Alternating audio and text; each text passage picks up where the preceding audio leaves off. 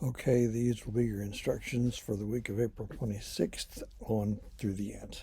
Okay, I don't really from this point see a need to make one for the week of May 23rd because that's the last day the final will be open. So we'll just treat this as an extended week.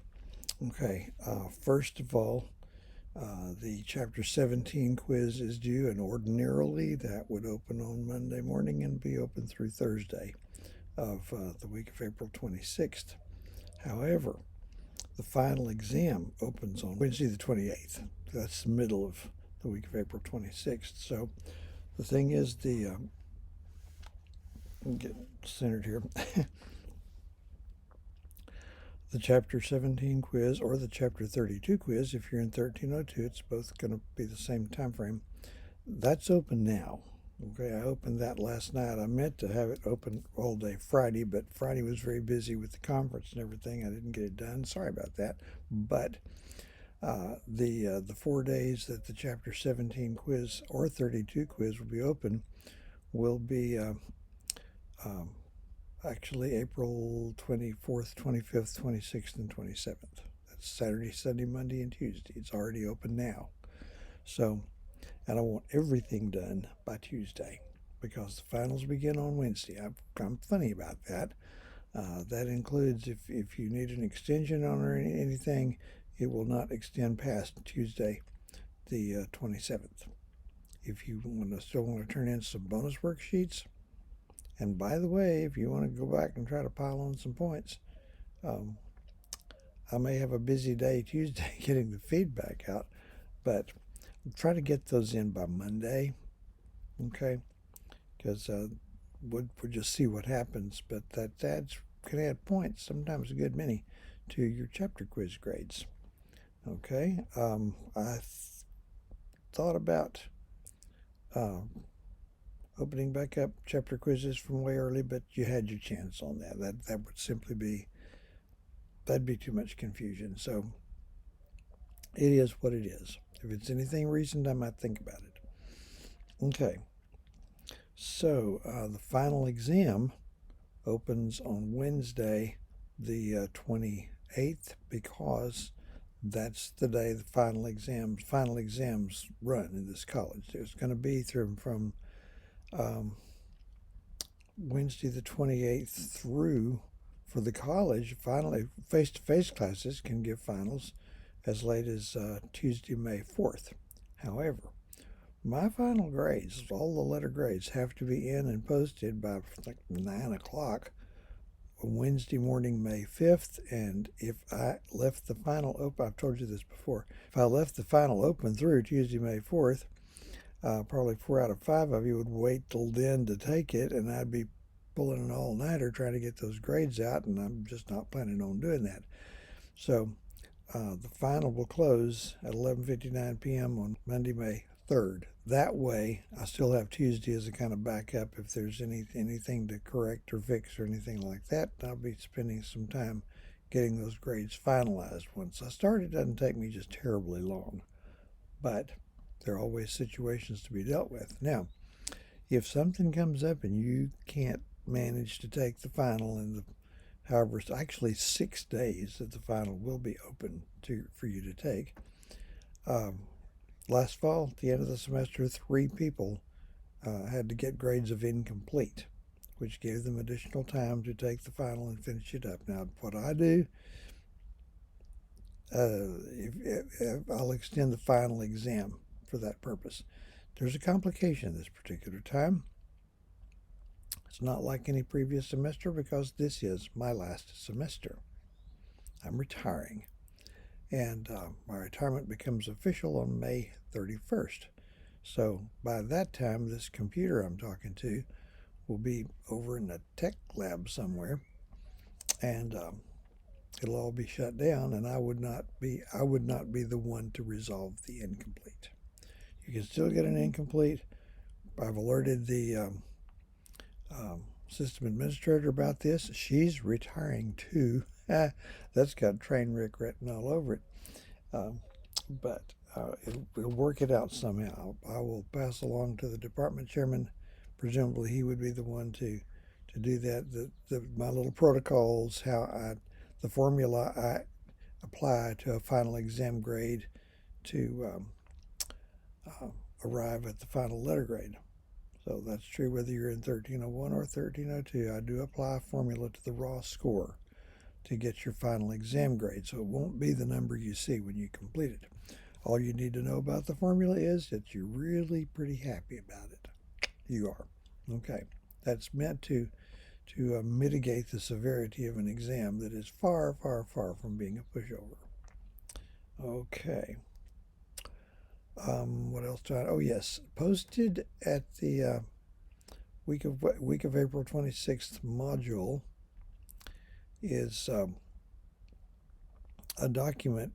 Basically, the first line is, what would I need to make on the final to make a certain letter grade that I want? A, B, C, whatever. And there's a little simple formula in there where you can calculate that pretty easily. So it will sound familiar when you get to it. The final exam counts 25% of the final average. That's a lot, okay? In some courses it's more. But to be able to simplify things, let's just assume that instead of an average system, we're on a total point system where there's 400 total points. Final exam is a fourth of that, okay? So you would take your current average, just find that in the Canvas grade thing, which got your grade, including the decimal places, and multiply it by 3, because that's going to be 3/4 of your final average. Then simply subtract that from that. No, wait. Subtract that from what I call a grade threshold. To make an A, you would need to have 360 of the 400 points. That's 90% of the 400 points. There's some technicalities, but we'll let those slide. Anyway, then subtract whatever you got from the 360, and whatever's left over is what you'd have to make on the final to achieve a grade of A. It's much easier to lose one than it is to bring a lower average up. Okay? For a B, it'd be 320 points. For a C, 280 points. To pass at all, 240 points. Now, if that went by pretty fast, there is a document explaining that, plus what I call the gray area. There is a gray area. Very few people will land in it, but I'll go ahead and tell you about it, then you can read about it in the document. I routinely round to the nearest whole number when I'm assigning final letter grades. That means that an 89.5 is a 90. No sweat. An 89.4 is not. Okay? 79.4, 69.4, 59.4. So there's a little bitty narrow gray area. Let's say we'll keep it something more people might be at. If you're out in the middle, it doesn't affect you at all. Let's say you came out with an average of 79.3 or 79.2 or even 79.0. If it's below 79, we're not going to worry about it. We're just going to let that's what it is. But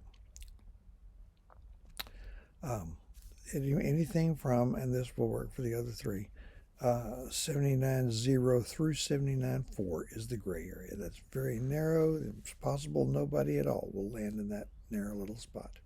Okay, if you're there, I'm going to check some things. I'm going to see if you missed any chapter quizzes and didn't, well, if you missed, I mean, my makeup policy and the way that works is unrecognizably different from what it was in paper-based face-to-face classes.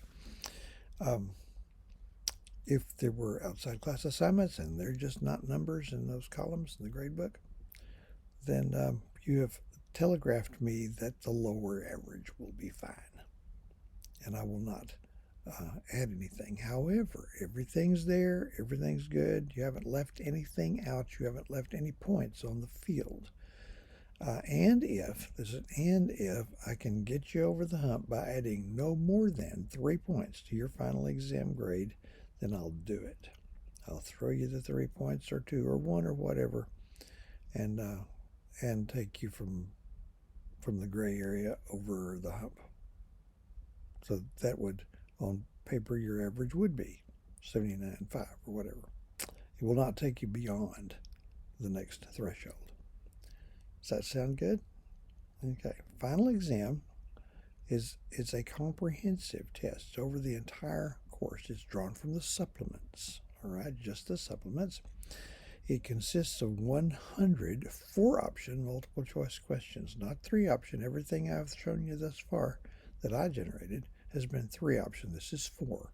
So the chance of you being the blind hog finding the acorn goes down a bit.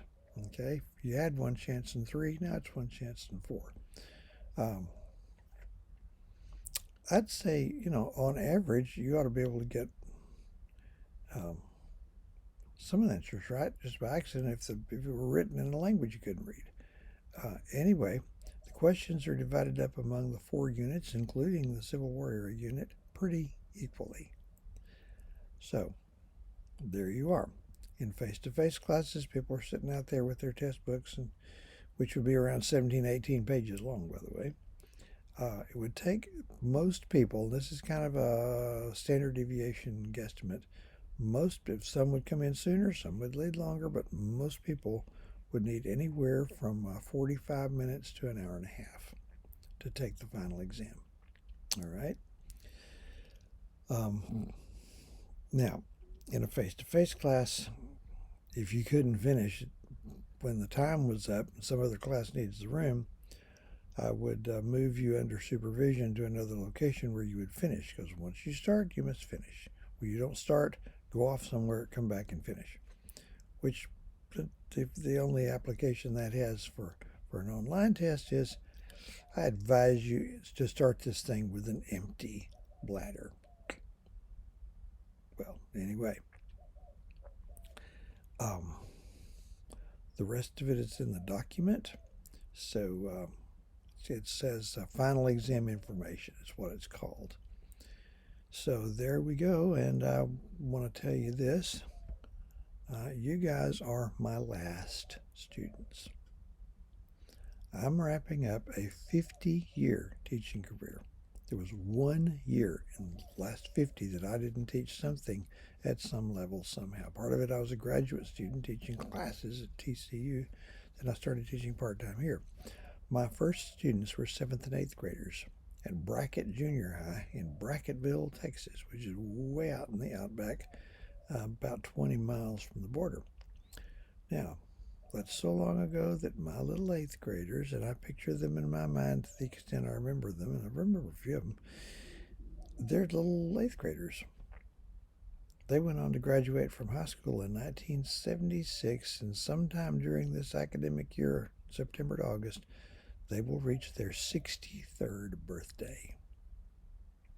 So I taught people who were in their 60s in the 8th grade. I'm not as young as I look.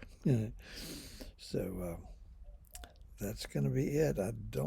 My life has been a series of school years, so there's going to be a reorientation here.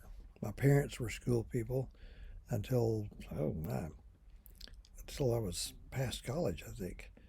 Summer was always spent somewhere else besides where we lived during the school year. Just worked out that way.